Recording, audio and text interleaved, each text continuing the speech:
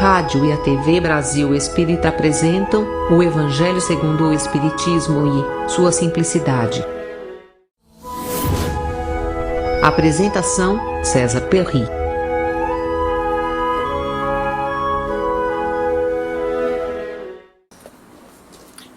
Amigos da Rádio Brasil Espírita de Maceió, estamos retornando aqui com os nossos estudos sobre o Evangelho segundo o Espiritismo, a obra de Allan Kardec. É o programa O Evangelho em sua simplicidade, que é levado ao ar pela Web TV Rádio Brasil Espírita toda semana. E nós vamos comentando, semanalmente os capítulos do Evangelho segundo o Espiritismo, obra do codificador do Espiritismo, Allan Kardec. Hoje nós vamos analisar o capítulo 26, que é intitulado Dai gratuitamente o que recebestes gratuitamente.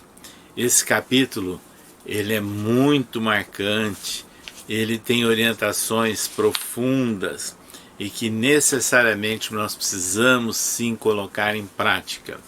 E ele focaliza, Kardec, como sempre, versículos do Novo Testamento. E aí ele selecionou versículos anotados por Mateus. Prestem atenção. Orientações de Jesus registradas por Mateus. Restituir a saúde aos doentes. Ressuscitai os mortos. Curai os leprosos. Expulsai os demônios. Dai gratuitamente o que gratuitamente recebestes. Nós vamos então comentar essas orientações de Jesus com dois enfoques. O primeiro enfoque são aquelas recomendações que Jesus deu aos seus seguidores, aos seus discípulos, que quando entrassem em uma cidade, então nas suas ações, de propagação dos ensinamentos que ele estava legando à humanidade, eles deveriam ter essas ações. Então, em primeiro lugar, nós vamos mostrar aquele comando, vamos assim dizer, uma autêntica ordem que Jesus deu, ou um plano de ação que ele deu: restituir a saúde aos doentes. Foi o que Jesus fez e foi o que Jesus ensinou, aos seus discípulos através da prática. Ele demonstrou isso. Agora, restituir a saúde, nós temos que compreender numa visão espírita que a saúde não é apenas orgânica, a saúde não é apenas a do corpo, que é o que leva muita gente a ficar preocupado, quando se apresenta algum sinal de alguma enfermidade e até busca formas de tratamento espiritual.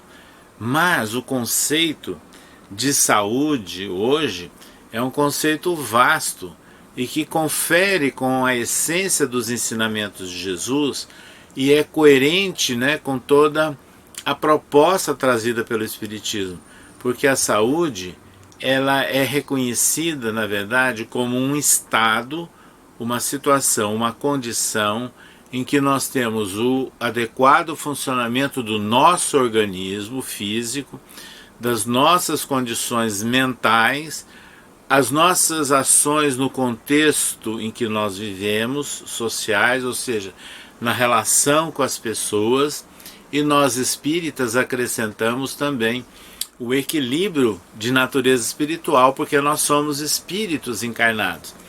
Então, restituir a saúde aos doentes significa uma contribuição que nós podemos dar a todos esses aspectos para que uma pessoa se equilibre, para que uma pessoa que está doente do ponto de vista orgânico, ou deprimida, ou cheia de ansiedade, ou cheia de aflições, ou em desequilíbrio espiritual, ela obtenha um roteiro, um caminho e que o Espiritismo nos oferece justamente através das obras de Allan Kardec e mais especificamente desse livro que nós estamos comentando, que é o Evangelho segundo o Espiritismo. Ressuscitai os mortos. Vejam bem, a palavra ou a ideia de ressurreição, na época em que Jesus esteve entre nós, tinha para os judeus um significado não muito claro, não é? Então eles imaginavam o retorno à vida física, né, daqueles que estavam até dormindo ou mortos, né? Esperavam que num determinado instante todos retornassem. Mas ao mesmo tempo que eles tinham essa ideia tradicional, os profetas ao longo dos tempos também ensinavam do retorno, né, de algum dos profetas. A ideia de retorno de algum dos profetas, guardadas as devidas proporções, ela vai na mesma linha da ideia da reencarnação que nós espíritas trazemos. Agora, a palavra ressuscitar, no contexto que nós temos hoje, que é de dar vida a um corpo morto, nunca existiu isso. Nem Jesus não fazia isso. Porque depois que um corpo morre, cessam as suas funções, não há como voltar que ele retorne à vida de convivência, ao contexto social, à vida de relação. Porque ele entra em degeneração de imediato nas suas células, na paralisação dos diversos órgãos, dos diversos sistemas. E a ciência nos mostra que a natureza não dá saltos. E o Espiritismo nos mostra que não há milagres. Então, a ideia da ressurreição, da forma tradicional como ela é trabalhada por muitas religiões, é a ideia de superar as leis da natureza. Kardec nunca aceitou isso, e é a explicação detalhada que ele faz no livro A Gênese, quando ele comenta os chamados milagres, entre aspas, né, do Novo Testamento, porque mostra que o homem pode conhecer outras leis, outras nuances da natureza que Jesus dominava, porque era um espírito puro e perfeito. Então, na verdade, os casos que Jesus aparentemente estava fazendo ressuscitar, ele estava reanimando casos de morte aparente. E Allan Kardec trata disso, né? Os casos de letargia, de catalepsia, e que em alguns casos prolongados pode até provocar um mau cheiro, mas não é a morte completa. Aliás, Ivone Pereira, a grande médium espírita, nos conta casos que ela própria vivenciou, né? Ela, quando bebê, foi dada como morta, até estavam preparando o velório dela. E de repente ela recobra a vida física. Ou seja, ela não havia morrido. Ela havia entrado naquele momento, naquela situação de morte aparente, de letargia, onde, sem condições de um bom exame clínico, um bom exame médico, as pessoas podem achar que aquela criatura morreu, mas na realidade não foi isso que aconteceu. Mas o ressuscitar os mortos também tem um outro sentido. Ressuscitar é aqueles que estão mortos para a vida, para a ação, estão parados, estacionados, numa vida de repouso, ou seja, não estão interagindo, não estão agindo, não estão trabalhando em favor de si próprio e da comunidade. Não deixam de ser mortos, ou pesos mortos muitas vezes. Então também tem esse sentido da palavra.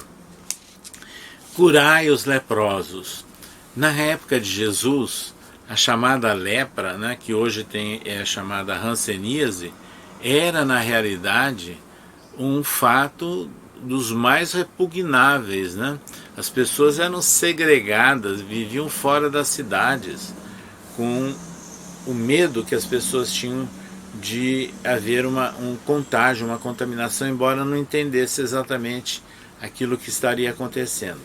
Então é nessas condições que nós passamos, portanto, a verificar que curar limpar os leprosos significa limpar as enfermidades, mas não necessariamente só do ponto de vista físico, corpóreo na interpretação, mas limpar a lepra da alma, vamos assim dizer, as lepras morais, os desequilíbrios, né, que fazem com que a pessoa ela se perturbe, se perca a sua vida até, ou contamine outras criaturas.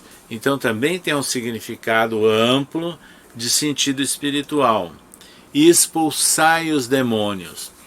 Na verdade, demônio, né, vem da palavra grega daimon, que significa gênio, significa espírito. Mas Jesus estava se referindo àqueles espíritos maléficos que estavam perturbando, atrapalhando as pessoas. Ele deu vários exemplos disso, e seus discípulos, seus apóstolos também. Eles praticavam a mediunidade, né? Paulo registra isso na sua primeira epístola aos Coríntios. Acerca dos dons espirituais, não quero, irmãos, que sejais ignorantes. E passa a discorrer sobre os vários dons espirituais, que são, na verdade, tipos de mediunidade. O próprio Paulo de Tarso também, entre aspas, expulsou demônios.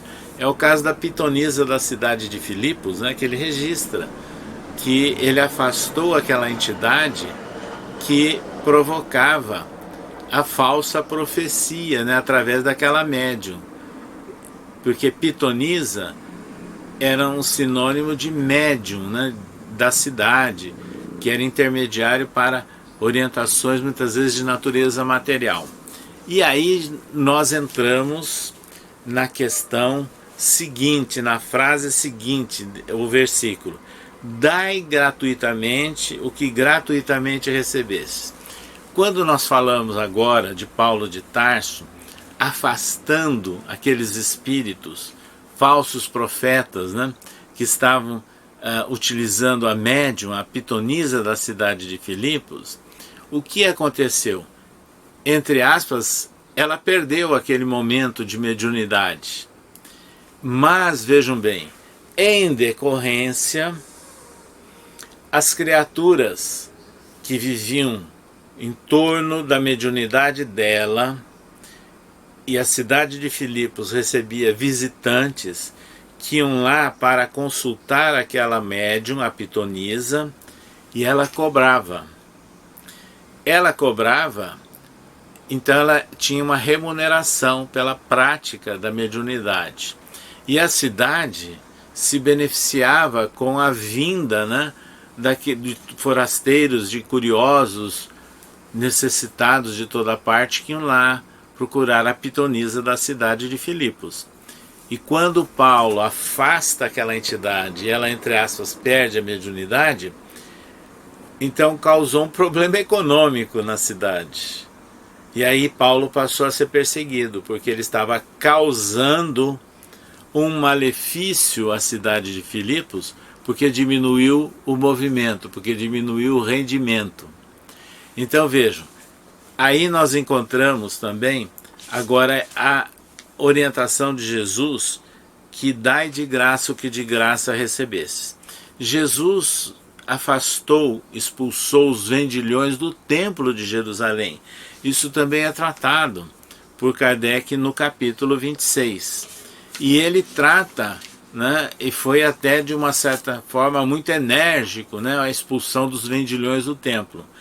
E ele trata em detalhes da questão da mediunidade gratuita, que ela deve ser praticada de acordo com o Espiritismo nessas condições. Então vejam, lá no livro anterior, o livro dos médiuns, Allan Kardec, no capítulo 17, define sobre o papel, a formação dos médiuns, define que a mediunidade, segundo a prática espírita, ou a mediunidade, que ela existe em qualquer parte, em várias religiões, até em pessoas que não têm religião.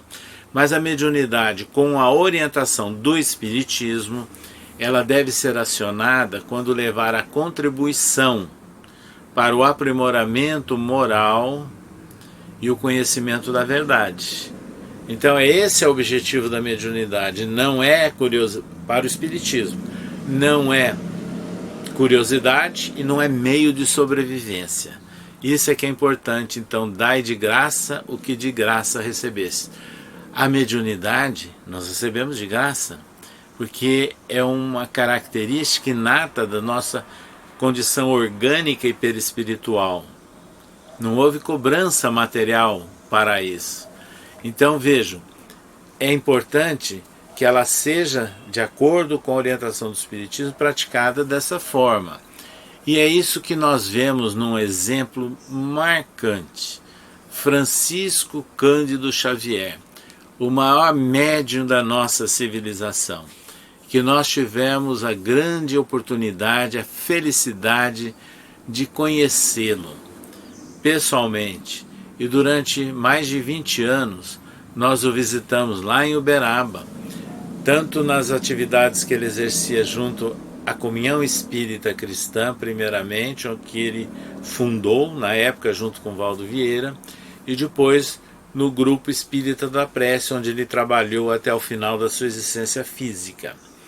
Chico Xavier já havia fundado um centro original na cidade de origem dele, a cidade natal, que era Pedro Leopoldo, o Centro Luiz Gonzaga, em todos os locais. 75 anos de prática mediúnica, Chico jamais cobrou qualquer centavo e não aceitava essas doações. Nós vimos quantas vezes na fila de Uberaba de pessoas que iam e colocavam no bolso dele um relógio, um presentinho.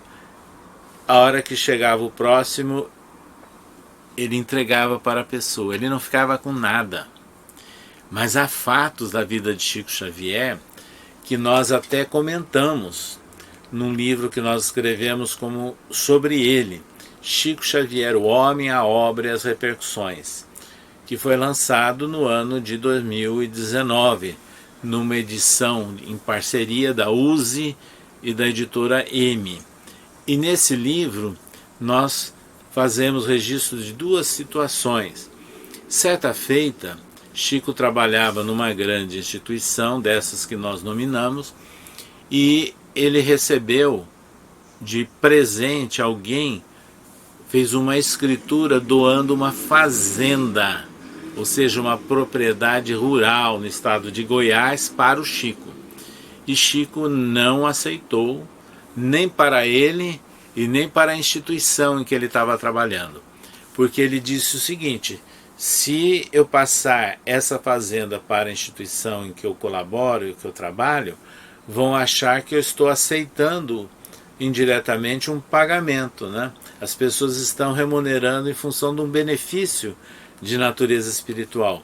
O que o Chico fez? Ele foi a Goiás, junto com amigos, foi numa cidade lá e transferiu, fez uma escritura pública, transferindo aquela fazenda, foi colocada sem que ele concordasse ou aceitasse em nome dele, transferindo para uma outra instituição, ali da cidade, da região mesmo. Então vejam, isso é marcante, mas nós sabemos também que Chico Xavier, bem nos momentos, nas primeiras décadas da sua atividade mediúnica, ele também foi beneficiado por um testamento de um espírita muito rico da cidade do Rio de Janeiro, dirigente de uma instituição inclusive, e que deixou no testamento uma doação a Chico Xavier. Chico também não aceitou e transferiu aquela doação para uma instituição que estava trabalhando na época com a montagem de uma gráfica para a publicação de livros espíritas. Então Chico nunca aceitou nada de benefício material que representasse qualquer ideia de remuneração em função do seu trabalho de natureza espiritual. Isso é o dai de graça o que de graça recebestes. Isso é a ideia, sem dúvida nenhuma, da mediunidade gratuita. Então isso é importante para nós espíritas, para os momentos, né, que nós vivemos no nosso mundo, onde nós estivermos, de lembrarmos que o médium, ele é portador de um dom que ele recebeu gratuitamente. Agora, esse dom não é um privilégio para ele usufruir materialmente. É um privilégio para ele compartilhar em benefício do próximo.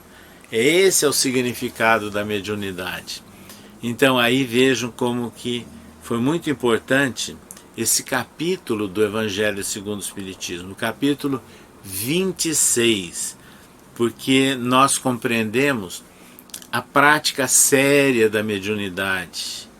Nós vamos compreender que não pode haver exploração econômica em torno das atividades do médium, inclusive, e que o mais importante é a tarefa que ele vem executar.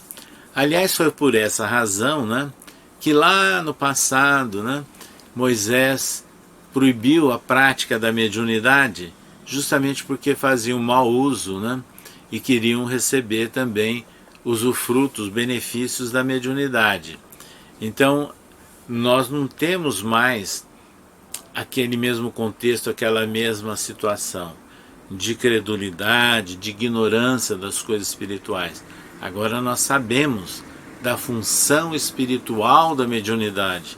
Nós sabemos que a mediunidade é, como escreveu Kardec em Evangelho segundo o Espiritismo, uma coisa santa, que deve ser praticada seriamente, de uma forma atenciosa, humanitária, em favor do próximo.